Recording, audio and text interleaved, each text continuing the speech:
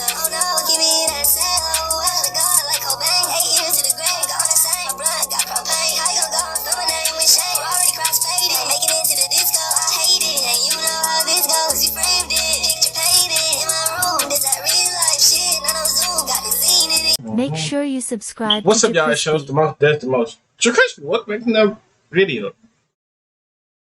God dang, this nigga named Desperate Horseman. They didn't fit in. Make sure you like, comment, subscribe. Follow our social media. It's gonna pop on the screen. We're on the road to 300, bro. We is halfway there to fucking 300, bro. Like dead ass, bro. We 20 subscribers away. I was a kid. I knew I was different. For real. People would say, "Oh, Hey, that's an odd child," you say, and that crushed my spirit. hey, that's a good. That's a good ass movie. One Piece. Pieces. I mean, piece to piece, but pieces by pieces is a good movie. I look at Tyler. I felt like a stepchild in school, Yeah. at home. They go Kanye. To Kendrick. be the biggest underground artist of all time, and I finally found imperfection with this album, so I appreciate y'all. I love y'all. I am really scared right now. For those who don't know, I started this channel out of desperation after my last channel got abandoned by the algorithm, but now I think this channel may be getting that same treatment because my last few videos haven't been the best. I don't have the ability to drop great videos weekly anymore due to my insanely packed lifestyle at the moment. I say all this to say, this is the most important video I have ever released. All I need is one last video to get the algorithm to like me again, because once they do, it's over. So I'm gonna buy myself some time by using a video from that old channel. It was the last of a trilogy of successful videos on that channel, so I know it's good. If this video flops, then I know this channel is pretty much cooked. If it isn't, y'all will get peak cinema every other week. I can finally afford a thumbnail creator for every video. For context, the only time I've had a thumbnail creator for any of these videos was this one, my biggest video. So yeah, this video is extremely important. I'm very scared. Please share it. I love y'all. Enjoy. Let's stick the landing to what I'm gonna call the Outside trilogy. Both of those videos cover two minorities: people who care enough to be vocal in their support for art, and people who care enough to make that art. Now, why are these two only a small percentage of people? Well, the answer to that is kind of the whole point of those first two videos, so go watch them if you haven't. But I want this third video to be all about how it feels to be in that small percentage. And how so wait, he got a 3-parter? So I'm on the third. All right, we could go back and watch the other parts. Yeah, we're gonna watch the other parts. Well, outside of that percentage, treat that minority. Let's talk about chromacopia for a second. Yo, turn this shit down, bro. I don't want to fucking get copyrighted, bro.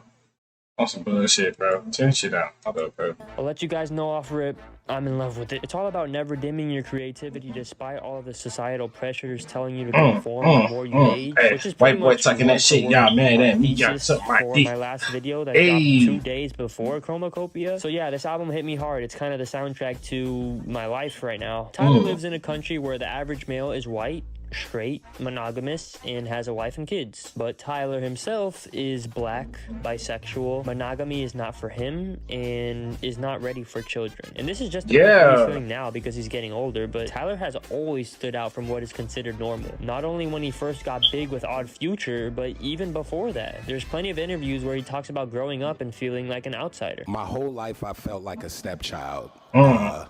In school, at home, and especially in music and rap. And I've come to understand that most of our favorite artists felt like outcasts growing up. My 2 favorite artist discoveries this year are easily Bright Eyes and Charlie Kaufman. Both of them are extremely socially awkward. I recently watched Piece by Piece, the Pharrell documentary, which by the way is incredible.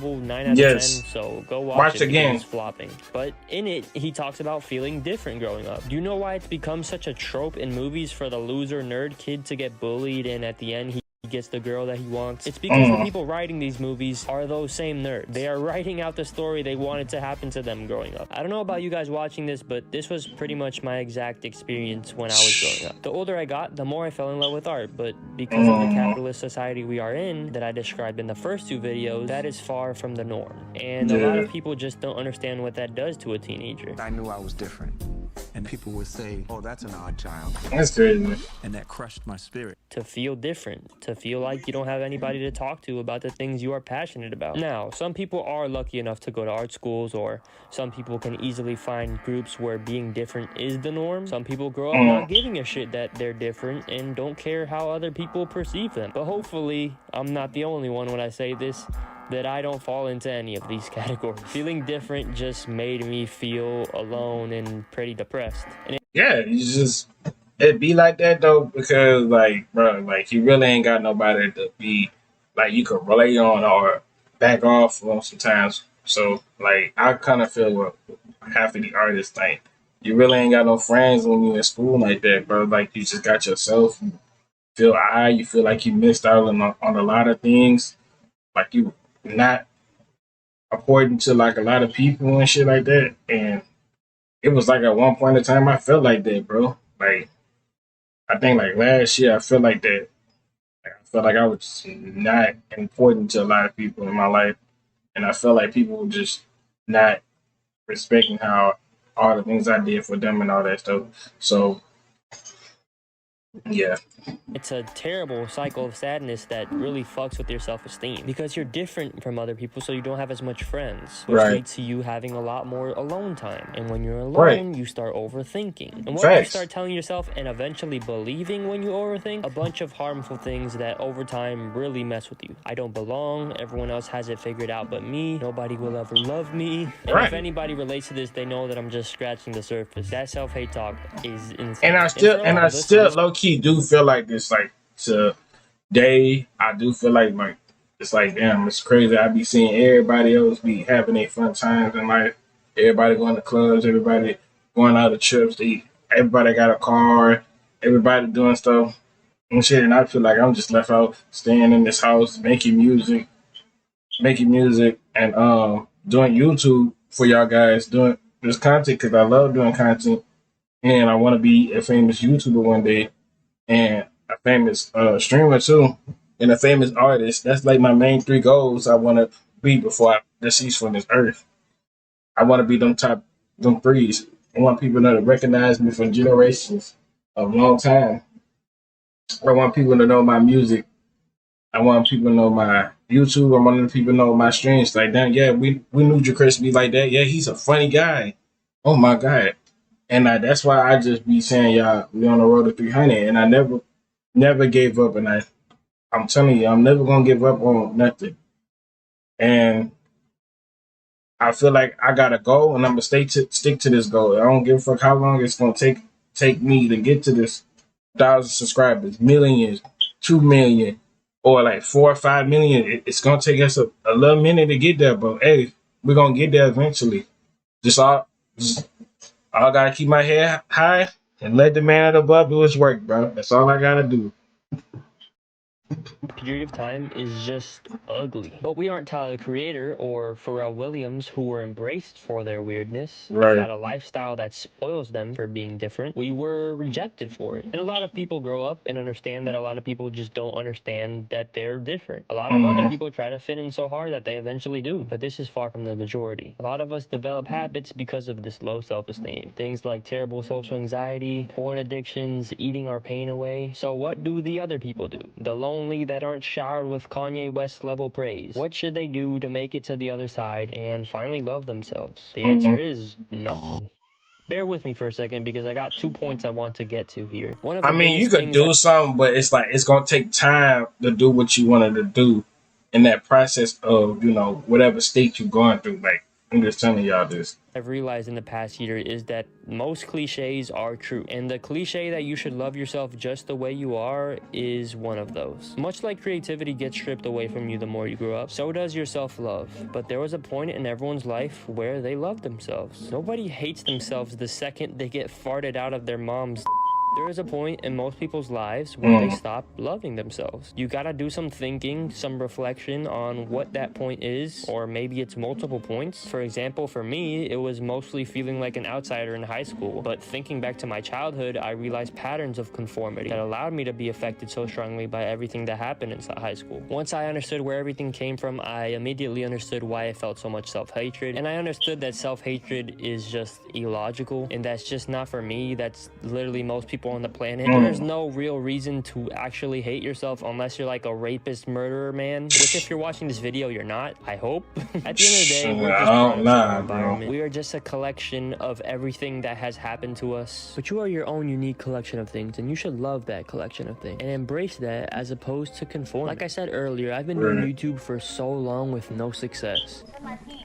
I like to drink lean. Hey. A lot of things.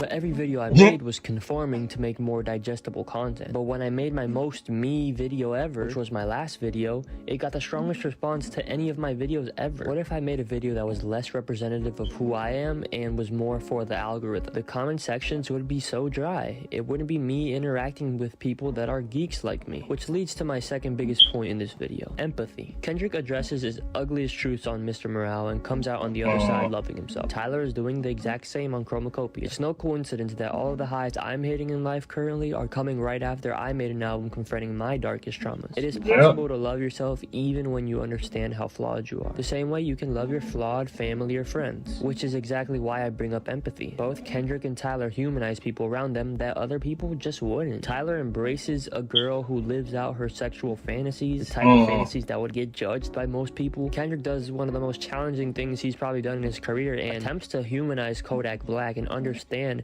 his childhood trauma. The reason most of us have felt alone growing up is because the words that someone has said or how someone has treated us, and that's completely understandable. Most kids don't have the emotional maturity to understand the psychological effects words have on other people. And a big thing that messed me up was thinking everyone else had life figured out and I was the only one struggling. But the truth is, we're all just sensitive little mammals and trying to navigate through life. And the further I've grown from my toxic masculine ways, the more I realize that it goes a long way to be kind. A lot of people would say, oh, that's sensitive, but that's just having an understanding of what words can do to people. Listen to what Kendrick said on Auntie Diaries. Words do have impact. Don't judge Judy. Instead, embrace her sexuality like she does. Cause I don't judge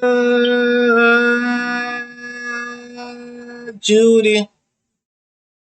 Cause I don't judge Judy. Cause I don't judge Judy. I don't judge Judy. Cause I don't judge Judy. For one more time for the people in the back. Cause I don't judge Judy.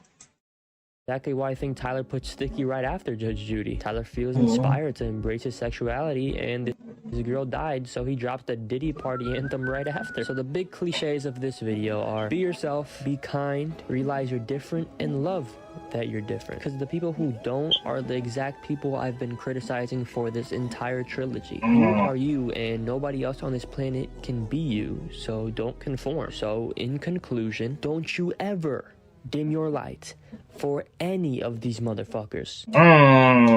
Preach, brother, preach. Hey, I hope everything go all right with this man channel. Hope we can see more content with dude.